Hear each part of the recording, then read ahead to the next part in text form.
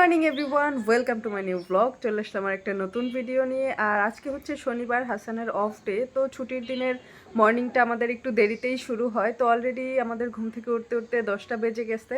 এখন হচ্ছে ফার্স্টে আমরা সকালে নাস্তা করে নিব, আর তারপর দুপুরে রান্নাবান্না করতে হবে। আজকে যেহেতু আম্মু বাসায় নাই, আম্মু আব্বু দুজনেই গ্রামের বাড়িতে চলে গেছে, তো রান্নাবান্নাটা আমাকেই করতে হবে। আর সারাদিন কি করি কিছু কিছু করে তোমাদের সাথে শেয়ার করব। সো ফুল ভিডিওটা দেখতে থাকো, আর তোমাদের সাথে দেখা হচ্ছে রান্না করে কি। এখানে আমি বেগুন আর আলু কেটে নিছি মাছ দিয়ে রান্না করার জন্য। আর সাথে এই তো মাছগুলো আমি সুন্দর মতো ফ্রিজ থেকে বের করে ধুয়ে রাখছি। এখন হচ্ছে এই মাছগুলো আমি ভেজে নিব, আর এই মাছগুলো দিয়েই হচ্ছে আমি আলু বেগুনের তরকারিটা রান্না করব। এখানে হচ্ছে আমি কড়াইটাও চুলায় বসিয়ে দিচ্ছি। এখন এই মাছগুলো ভাজবো, তারপর তরকারিটা রান্না করব।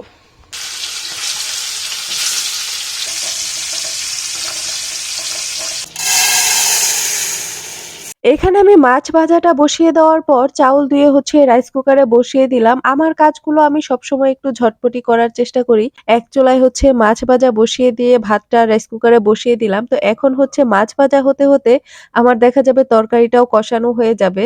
আর এখানে হাসানকে আমি বলে গিয়েছিলাম যে বিছানার চাদরটা একটু চেঞ্জ করো, আমি তো রান্না করতেছি। কিন্তু সে এখনো শুয়ে শুয়ে গেমই খেলতেছে। মানে ওর ছুটির দিনগুলা এভাবেই কাটে। ও বেশিরভাগ সময় গেমই খেলবে, টাইম মতো শুধু খাবে আর গোসল করবে। তো তারপর আমি এসে যখন বললাম এখনো তুমি বিছানার চাদরটা চেঞ্জ করোনি, আমি তো রান্না করতেছি। তারপর সে বিছানা থেকে উঠলো আর বিছানার চাদরটা চেঞ্জ করলো। যদিও বালিশের কভারগুলো আমিই লাগিয়ে দিয়েছি। আমি বুঝি না ভাই, মানুষ জামাইকে দিয়ে এত কাজ কিভাবে করায়। আমার জামাইকে দিয়ে একটা কাজ করাতে হলে আমাকে একবার ছাড়া 10 বার বলতে হয়, তারপরও সেই কাজটা সে পারফেক্টলি করতে পারবে না। যেটা দেখে উল্টা আরো আমার রাগ উঠে যায়, যার জন্য তো আমি তাকে কোনো কিছু করতেই বলি না। ও বিছানাতে বসে বসে গেম খেলে, সেটাই ঠিক আছে। যাই হোক, তোমাদের সাথে কথা বলতে বলতে এখানে হচ্ছে আমার তরকারি রান্না হয়ে গিয়েছে। আর তারপর আমি একটু আলু আর করলা ভাজি করে নিয়েছি। আর আম্মু গ্রামের বাসায় যাওয়ার আগে আমাকে বলে গিয়েছিল যে এই ছোট চিংড়ি মাছগুলো দিয়ে কিছু একটা রান্না করতে, তাই আমি পাতাকপি দিয়ে ছোট চিংড়ি মাছগুলো রান্না করে নিলাম। রান্না বান্না শেষ করে গোসল করে তারপর দুপুরের খাওয়া দাওয়া করে নিলাম। আর তারপর হাসান বসে বসে একটু গেম খেলতেছিল, আর আমি ওর পাশে বসে বসে দেখতেছিলাম।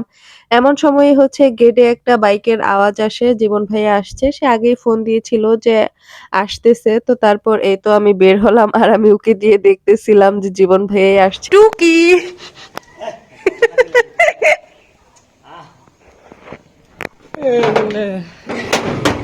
কত সুন্দর করে একটা ভিডিও করছে।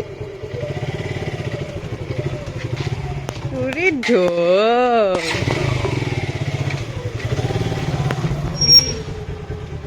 ঢিচক্যাও। জীবন ভাইয়া যখন আমাদের বাসায় আসে তখন 4টার মতো বাজে। ভেবেছিল দুই ভাই কুষ্টিয়াতে যাবে, কিন্তু তখন বের হলে দেখা যাবে পৌঁছাতে পৌঁছাতেই সন্ধ্যা হয়ে যেত, সেজন্য আর যায়নি। হাসান বলতেছিল কফি খাবে, তো তারপর আমি দুধের বোতলটা আগেই বের করে রেখেছিলাম। তারপর সন্ধ্যার সময় চলে আসলাম রান্নাঘরে একটু কফি বানিয়ে দেওয়ার জন্য। আর এখানে হঠাৎ করে দুধটা এমন ভাবে উতলায় যে একদম চুলার উপরে পড়ে যায়। আসলে ক্যামেরা ধরার কেউ না থাকলে দেখা যায় সব ভিডিও ক্লিপ চাইলেও নেওয়া যায় না, কারণ এক হাতে কাজ করে আরেক হাতে মোবাইল ধরে রাখা সম্ভব হয় না। তো যতটুকু পেরেছি আমি আজকের ভিডিওতে তোমাদের সাথে শেয়ার করেছি।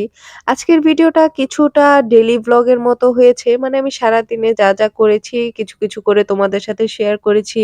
তো এই তো এখানে হচ্ছে আমার কফি বানানো রেডি। এখানে আমরা হচ্ছে কফি বানিয়ে সবাই খেলাম। ভাই আমার জামাইয়ের বায়নার কোনো শেষ নেই। কফি খাওয়ার আধা ঘন্টা পরেই আবার বলতেছে যাও ঝাল ঝাল করে মুড়ি বানিয়ে নিয়ে এসো। তো তারপর তাদেরকে মুড়ি বানিয়ে দিলাম। আর খাওয়ার পর মানে একটু রিভিউ দিতে বলছি দেখে এমন ভাব করতেছিল দুজনে যে কি বলবো। তারপর আব্বু আম্মু বাসায় আসার সময় আবার রাতে বড়ই নিয়ে আসে, সেটাই আমরা সবাই বসে বসে খাচ্ছিলাম। তো ভিডিওটা তোমাদের কাছে কেমন লাগলো অবশ্যই কমেন্ট করে জানাবা। আর যদি চ্যানেল থেকে দেখে থাকো তাহলে অবশ্যই চ্যানেলটা সাবস্ক্রাইব করে দিবা, আর পেজ থেকে দেখে থাকলে তো অবশ্যই পেজটাও ফলো করে দিবা। তো আজকের ভিডিওটা এখানেই শেষ করছি। তোমাদের সাথে দেখা হবে নেক্সট কোনো ভিডিওতে। ভালো থাকবে সবাই, আল্লাহ হাফেজ।